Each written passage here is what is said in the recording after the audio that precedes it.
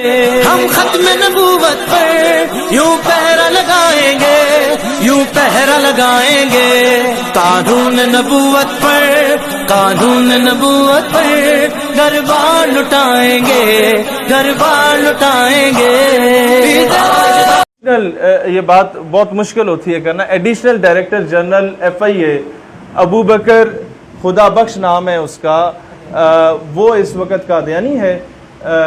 آپ لوگوں کے اوپر اپوائنٹ ہوا ہے، اور یہ جو سائبر کرائم ونگ جتنا بھی ہوتا ہے اور اس طرح کے متعلقہ ونگز ہیں، یہ PTI کے دوست بیٹھے ہیں، آپ کے بھی میں گوش گزار کرنا چاہوں گا کہ اس پہ لازمی آپ نے ایکشن لینا ہے۔ ثبوت کے ساتھ میں لایا ہوں،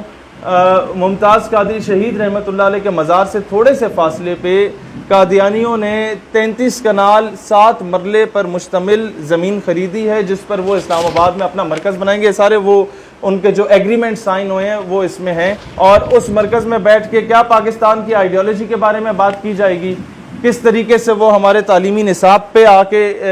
چیزیں امینڈ کرنے کی کوشش کریں گے۔ آج کی ہی آپ کی نیوز پیپرز کی کٹنگز میں ہے کہ article number 295C and 295A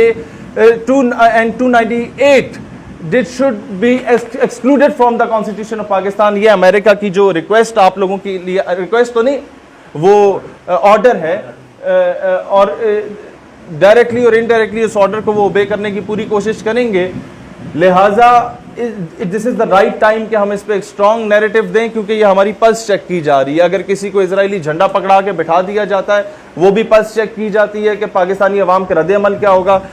کوئی حلف نامے میں ترمیم ہوتی ہے تو وہ کوئی اتنی بڑی وہ سازش سے زیادہ آپ کی پلس چیک کی جاتی ہے، کیونکہ اگر آپ کی پلس چیک کرنے میں اگر کمی ہو گئی، آپ نے مؤثر جواب نہ دیا، تو وہ پورا قانون سرے سے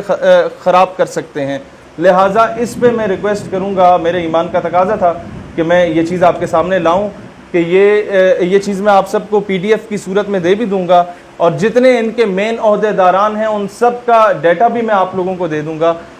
اس پہ آپ سب نے ہمارا ساتھ دینا ہے کہ یہ چیز اسلام آباد میں نہ بننے پائے۔ تو اللہ تعالیٰ دین اسلام اور وطن عزیز پاکستان کا حامی و ناصر